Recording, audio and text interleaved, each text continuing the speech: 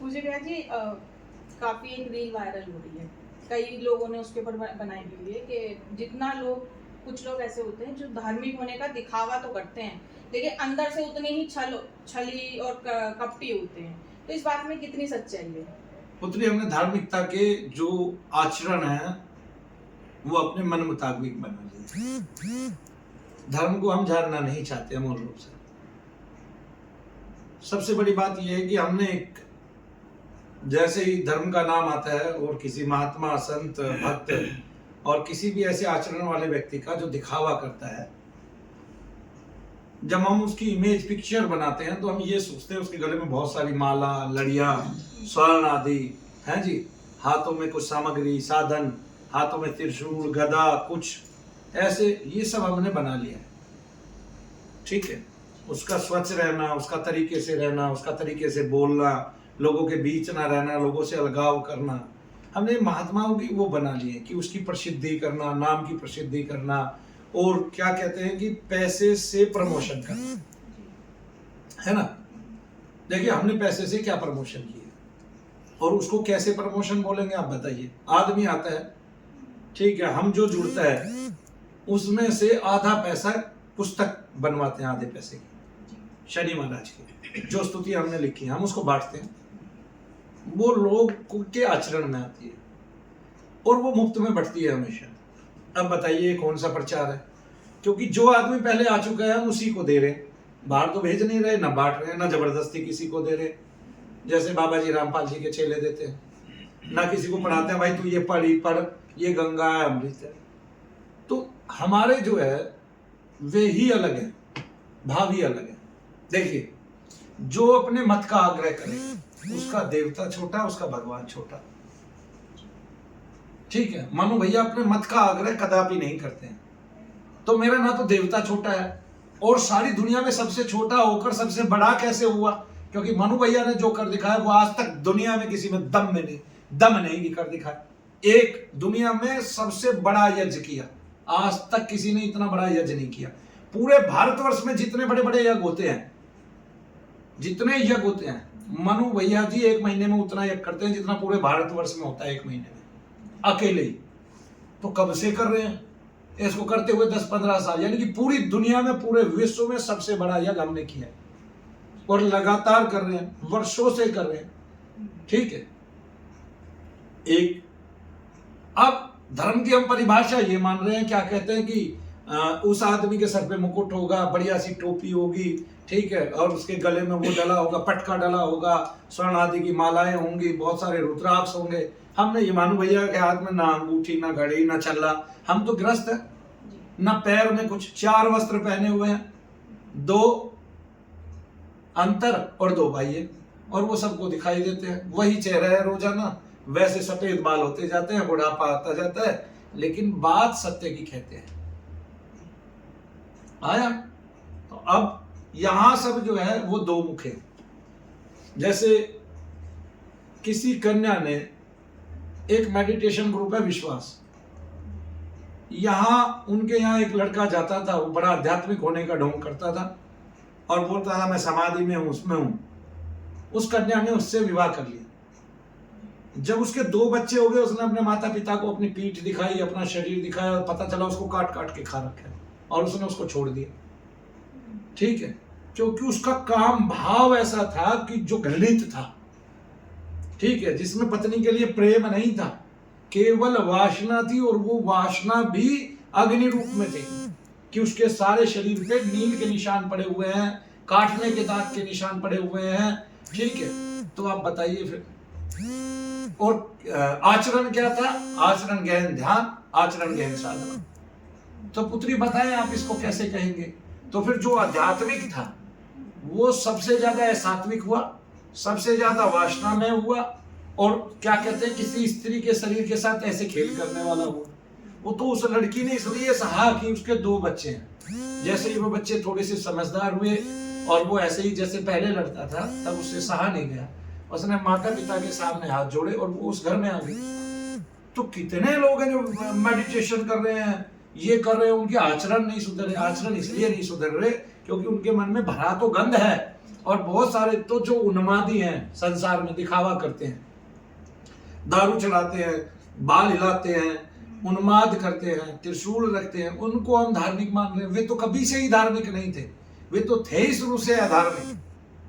ठीक है, अब उनको ना तो ऋषि उन्माद है ना देव उन्माद है। जिसको पिशाचोन्माद है, प्रेतोन्माद है, पित्रोन्माद है, ठीक है, और जिसको पुत्री जो है ब्रह्म राक्षस उन्माद है, और जिसको इस तरह के बहुत सारे कृत्या उन्माद है, जिसको, ठीक है, जिसको यक्ष उन्माद है, जिसको कुष्मांड उन्माद है, बहुत सारे ऐसे उन्मादित लोगों को हम धार्मिक समझते हैं।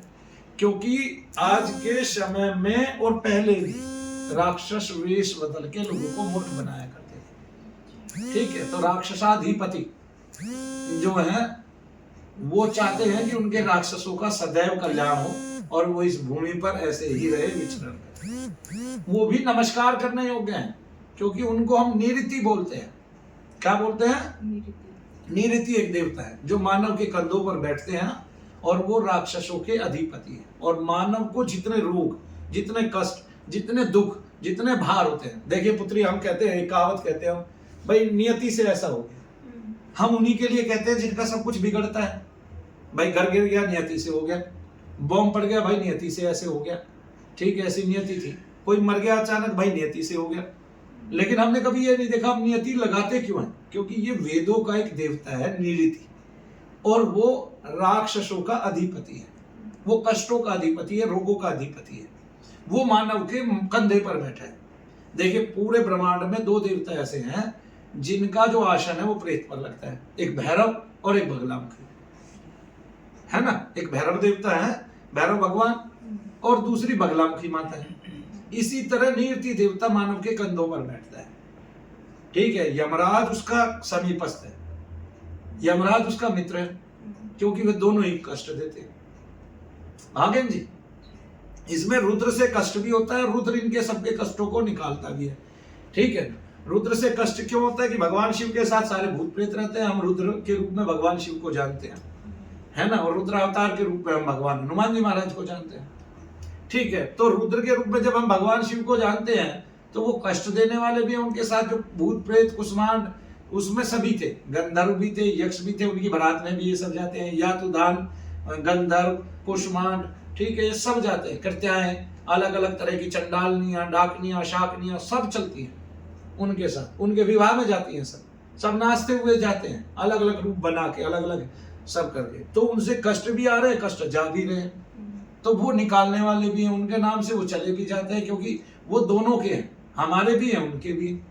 लेकिन जो निरति हैं वो केवल राक्षसाधिपति हैं, कष्टाधिपति हैं, कष्टों को देने वाले हैं, रोगों को शरीर में बढ़ाने वाले हैं। हम कहते हैं नियति से ऐसा हो गया। हमने आज तक यही नहीं पता कि नियति आई कहाँ से है, नियति शब्द कहाँ से आया है। तो उसको देवी के रूप में भी देखा जाता है और देवता के रूप में भी, और वो मानव के स्कंद पर बैठता है, और उसके कष्ट जो है वो रुद्र देवता हनन करते हैं।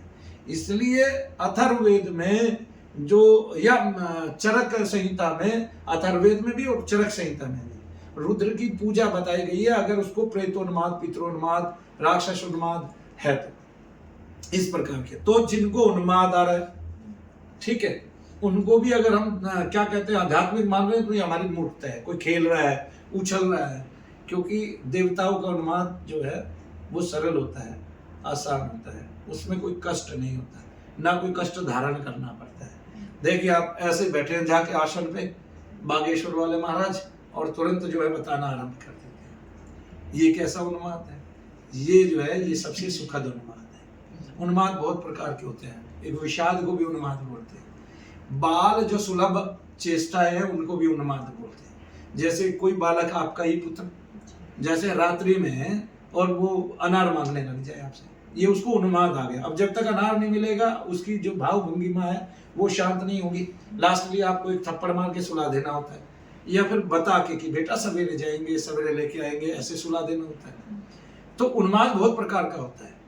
तो उस उन्माद में ये अच्छा उन्माद होता है, कौन सा? ऋषि उन्माद और देव उन्माद और गंधर्व उन्माद भी अच्छे उन्मादों में माना जाता है, क्योंकि गंधर्व कई बार मानवों की सहायता करते हैं और कई बार वो श्राप देते हैं।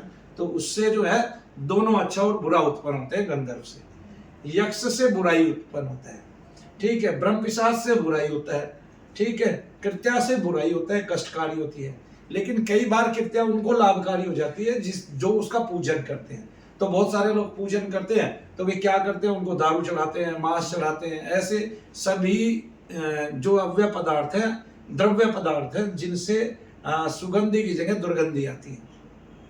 आगे ना इस तरह से तो आप ये सब देखते हैं, इस तरह से उन्माद बढ़ता है।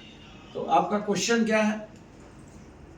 कि कुछ लोग धार्मिक होने का दिखावा, तो ये धार्मिक होने का दिखावा भी हमने बता दिया आपको, और ये भी बता दिया कि उन्माद को लोग कष्ट, जो कष्टकारी है जिनको उन्माद, उसको वो देवता समझकर रोजाना खेल रहे हैं। और ये उन्माद हमारे यहाँ पिछले 20-30 साल से देखने में ज्यादा आता है कि जब माताएं बहनें किसी संकीर्तन में जाती हैं तो उनके सिर घूमते हैं, और जैसे सब में ही खाटू श्याम जी आ गए, सब में ही बालाजी महाराज आ गए, सब में ही ये आ गया। तो जो तत्व है वो शांति चाहता है, और हम शोर वाले मुहाने पे पहुंच जाते हैं। तो जहाँ संकीर्तन हो रहा है, ढोल बज रहा है, वहां पहुंच जाते हैं। जैसे कोई महात्मा मैंने देखा, वो कहते हैं कि चंद्र घंटा मैया ये सब ठीक कर देगी, राक्षसों को खा जाएगी। तो वो उसके कारण जो है ना जोर जोर से बोलते हैं, उन्माद करते हैं, और ड्रम बजाते हैं, ढोल बजवाते हैं, ठीक है, गाने चलाते हैं, भजन चलाते हैं, उस पर तो प्रेत आदि खेलते हैं। तो वो क्या होता है कि वो नीचे शांति से बैठे थे, उनको जब वो स्वर सुनाई देता है तो वो आक्रोश में आ जाते हैं, ठीक है। तो उनका उच्चाटन हो जाता है, क्योंकि उनको शांति चाहिए होती है, और वो शांत रहना चाहता है। या तो मानव के शरीर में शांति मिलती है, वरना तो सारे जीवों में अशांति है, सब में तेजी ही है, ठीक है। तो मानव के अलावा पूर्ण रूप से, सत्य रूप से कोई शांति कदा पाया ही नहीं है। सनातन रूप से कभी किसी को शांति नहीं मिलती है। तो सब जीवों में मानव इसलिए श्रेष्ठ है। और सबसे बड़ी बात, ये जीवन आपको 84 लाख योनियों के बाद मिला है। अगर ये बात सत्य है तो ये जीवन बड़े पुण्यों के बाद मिला है। इसमें पाप कर्म आपका कोई नहीं है। और जो कहते हैं हम प्रारब्ध के वश जो हम ऐसा कर्म कर रहे हैं या ऐसा भोग रहे हैं, तो प्रारब्ध से आपका केवल स्वभाव बनता है, जो लगातार निरंतर बनता आता है, और उसके भाव मन में होती है, और मन वे स्वभाव ग्रहण करता है, और इस जीवन में उन्हीं स्वभाव में वो रहता है। माताएं कोई नहीं चाहती कि उनका बच्चा उग्रवाद करे, उनका बच्चा बुरा बने, उनका बच्चा अच्छा ना बने, उनका बच्चा गंभीर ना बने, उनका बच्चा पढ़ाई नहीं करे, और उनका बच्चा जो है वो केवल लड़ाइयाँ करे। ऐसा कोई माता नहीं चाहती। फिर भी वो जन्म जन्मांतर के कारण कई बच्चे ऐसा स्वभाव ग्रहण कर लेते हैं, ठीक है। और कईयों में वो बाद में सुधर भी जाता है जब उनके स्वभाव बदले जाते हैं। तो स्वभाव धीरे से तो बदलता नहीं है, ठीक है, उसको आचरण में रेगुलर लेके आएंगे तभी वो बदलता है।